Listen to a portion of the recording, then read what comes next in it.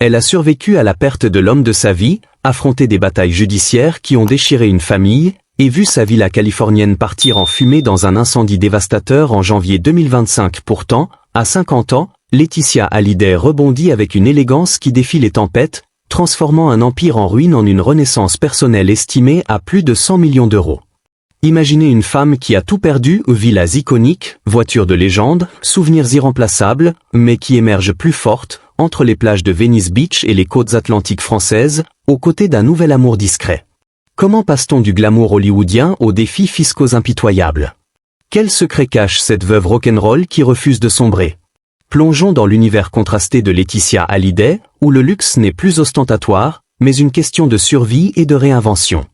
Autrefois, elle voguait en jet privé entre Los Angeles et Saint-Barthélemy, drapée dans du Dior comme une seconde peau, incarnant un luxe effortless que le monde enviait.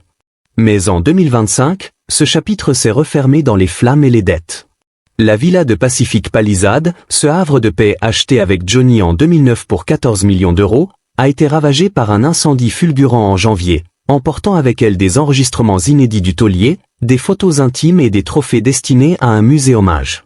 C'est comme perdre une partie de mon âme, confiait-elle sur Instagram, les larmes aux yeux, face aux cendres de ce qui représentait son nouveau départ.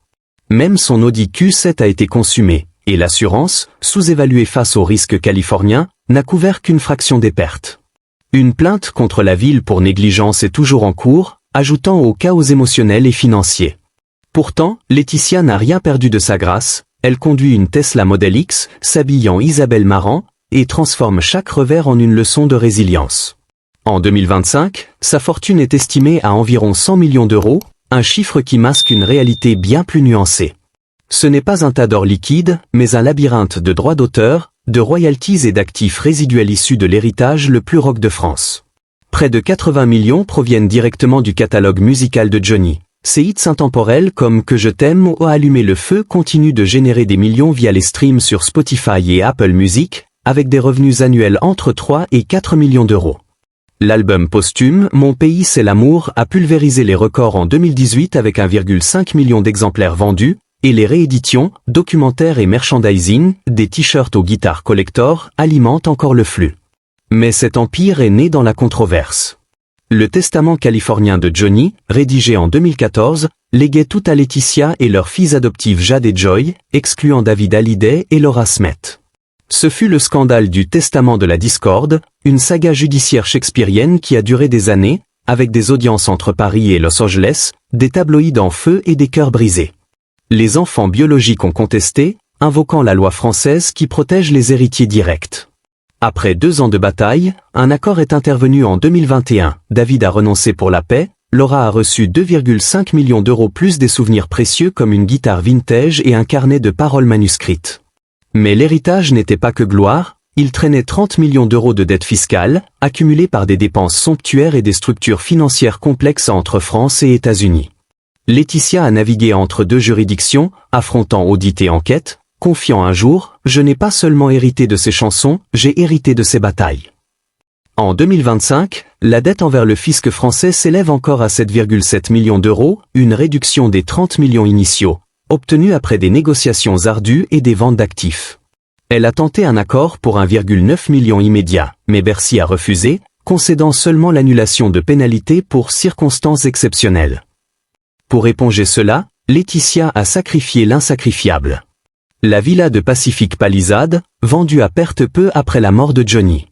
Puis, en juin 2025, le manoir de Marne-la-Coquette, la Savannah, où Johnny a rendu son dernier souffle en 2017, une demeure mythique avec allées majestueuses et studio d'enregistrement, estimé à 35 millions, cédé pour seulement 8 millions d'euros. Une perte colossale, mais nécessaire pour solder l'ardoise fiscale. Elle s'est séparée de la Maserati de Johnny, de Harley-Davidson personnalisée, de Chevrolet Corvette et même d'objets personnels mis aux enchères, vestes en cuir, bottes de scène. Les fans ont crié à la profanation, mais comme l'écrivait Paris Match, Laetitia ne vend pas des souvenirs, elle achète du temps. Son train de vie s'est assagi, adieu jet privé et dîners étoilés, elle voyage en classe éco, décline les invitations luxueuses, priorisant la simplicité pour Jade et Joy. L'incendie de janvier 2025 a été le coup de grâce.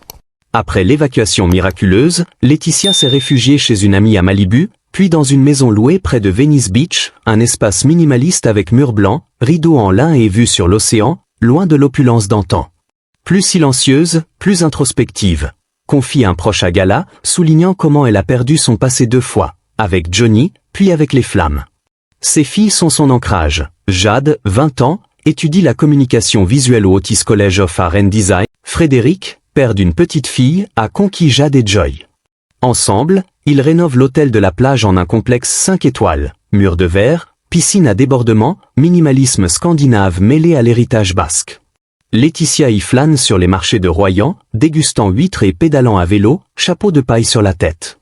Je ne fais que passer, minimise-t-elle aux Parisiens, mais des proches affirment qu'elle songe à s'installer, investir, transformant son trust LMS, créé en 2014, valant autrefois 28 millions en immobilier, en un tremplin pour l'hôtellerie. Au-delà des affaires, Laetitia s'engage dans l'humanitaire via sa fondation La Bonne Étoile, aidant les enfants défavorisés post-pandémie. Elle parle ouvertement de deuil, maternité et santé mentale sur Instagram, regagnant la sympathie du public, surtout des jeunes femmes. Son style reste iconique, silhouette minimaliste en ton terreux, accessoires vintage comme un bracelet Van Cleef et Arpels offert par Johnny ou un sac Kelly Hermès hérité de sa grand-mère. Favorite de Chloé, Isabelle Marant et Dior, elle a posé pour une campagne digitale d'Isabelle Marant en 2024, en My Cashmere Oversize. À Saint-Barth, elle fréquente boutiques comme l'atelier Saint-Barth ou Poupette, en cafetan lin et lunettes vintage. À Paris, les salons discrets de l'avenue Montaigne, chez Alaya et Céline. Côté transport, fini les Bentley avec chauffeur, elle garde une Mercedes 280 SL cabriolet blanche de 1981, restaurée et garée à Saint-Barth pour des escapades sentimentales. En Californie, sa Tesla Model X, spacieuse et éco-friendly, la conduit à des événements caritatifs à Santa Monica. En août 2025, lors de l'ouragan Erin à Saint-Barth, elle a partagé des images saisissantes depuis sa villa Jade, prouvant sa résilience face aux éléments. En juin 2025, elle a récupéré l'intégralité des droits d'auteur de Johnny, générant assez pour couvrir les 1 million d'euros annuels d'impôts dès 2026. Johnny reste l'un des artistes posthumes les plus vendus, rivalisant avec Freddie Mercury.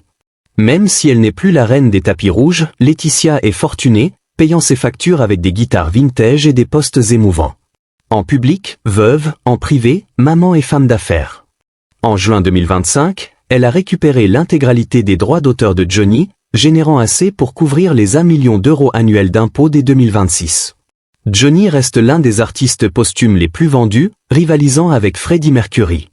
Même si elle n'est plus la reine des tapis rouges, Laetitia est fortunée, payant ses factures avec des guitares vintage et des posts émouvants. En public, veuve, en privé, maman et femme d'affaires. Mais l'année 2025 n'a pas été sans nouveaux rebondissements pour Laetitia, des chapitres inattendus qui révèlent une femme en perpétuelle évolution, loin des clichés de la veuve éplorée. Saviez-vous que, au-delà de son rôle de gardienne de l'héritage de Johnny, elle s'est affirmée comme une productrice engagée? En tant que fondatrice de La Bonne Étoile, sa fondation créée il y a 15 ans pour soutenir les enfants vulnérables, Laetitia a intensifié ses efforts humanitaires. En mai 2025, elle a organisé un gala virtuel depuis Los Angeles, récoltant plus de 500 000 € pour des programmes d'éducation au Vietnam et en Haïti, des pays chers à son cœur depuis ses adoptions de Jade et Joy.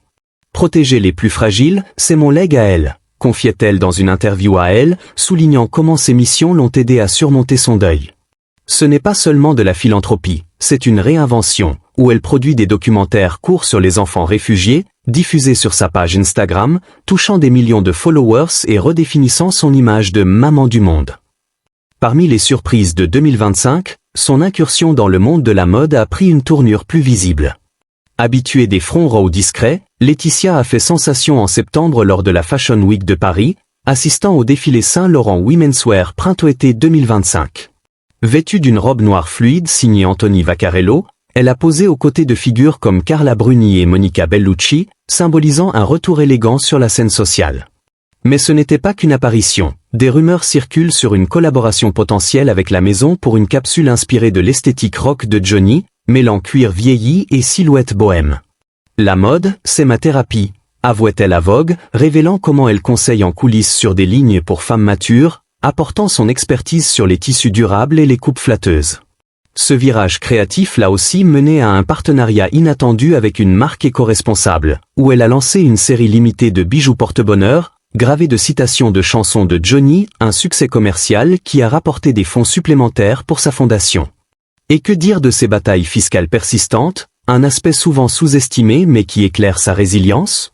En octobre 2025, juste avant la date actuelle, Laetitia a essuyé un nouveau revers contre Bercy.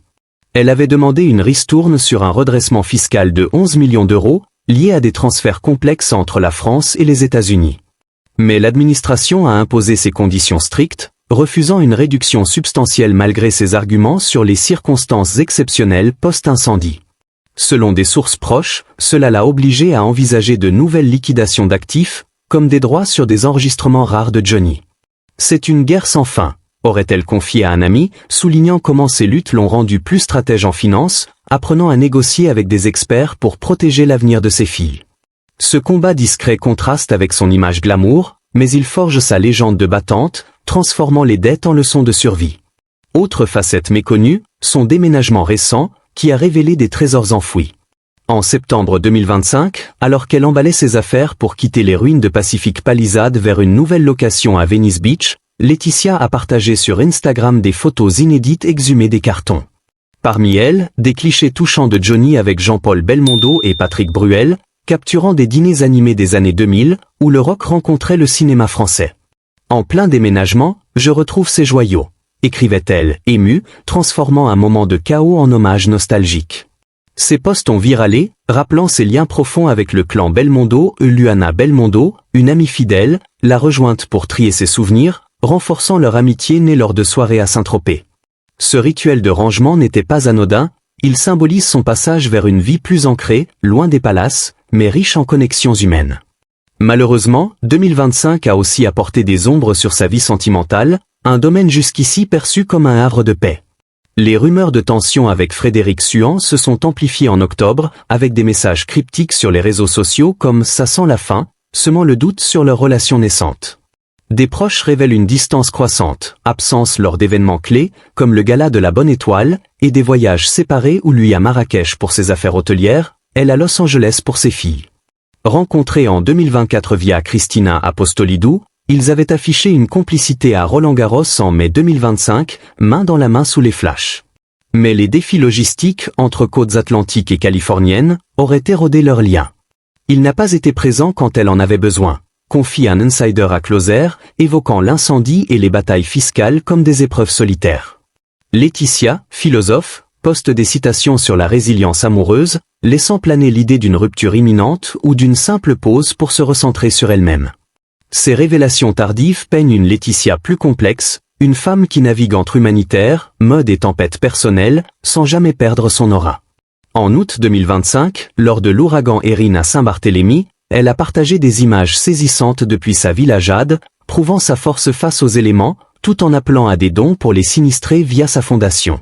Quelle facette vous surprend le plus, sa bataille fiscale ou sa romance atlantique? Partagez en commentaire. Mais l'année 2025 n'a pas été sans nouveaux rebondissements pour Laetitia, des chapitres inattendus qui révèlent une femme en perpétuelle évolution, loin des clichés de la veuve éplorée.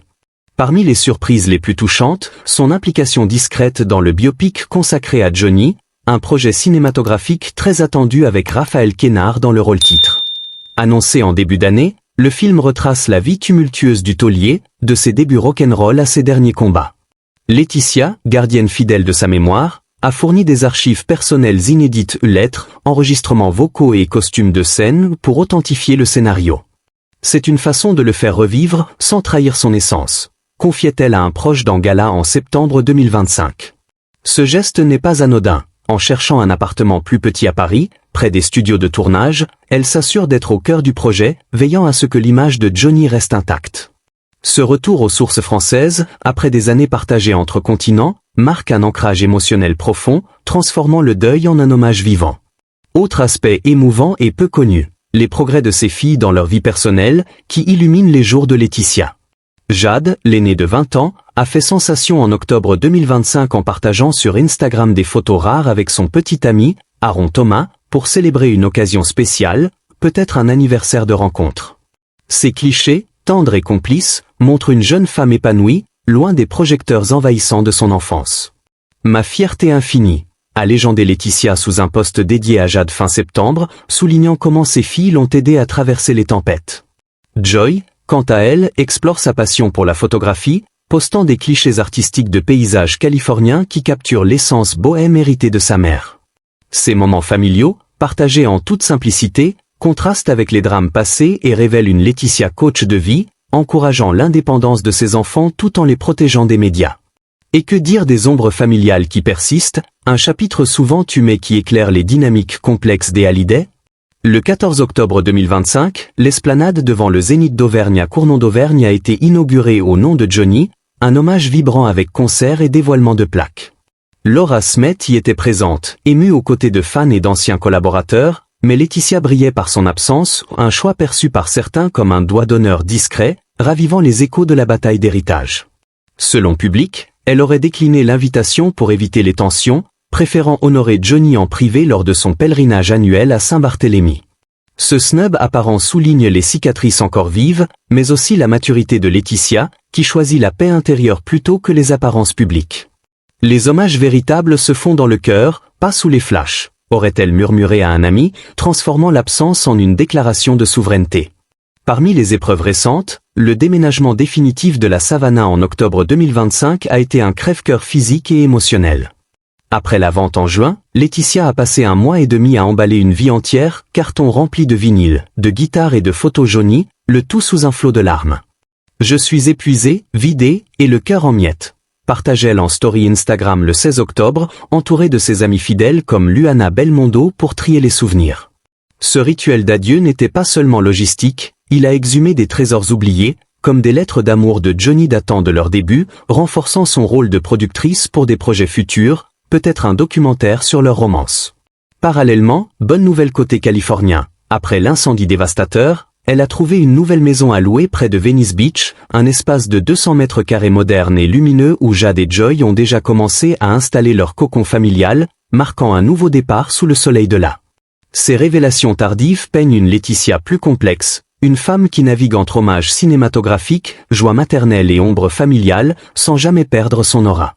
En octobre 2025, elle a même surpris en participant à un podcast sur le deuil, partageant des outils de résilience appris auprès de thérapeutes, aidant des milliers d'auditeurs à travers ses vulnérabilités. Quelle facette vous surprend le plus, sa bataille fiscale ou sa romance atlantique? Partagez en commentaire. Si cette plongée dans la résilience de Laetitia vous a captivé, likez pour encourager plus d'histoires comme celle-ci, abonnez-vous pour ne rien rater des légendes qui se réinventent, et partagez avec un ami fan de rock français.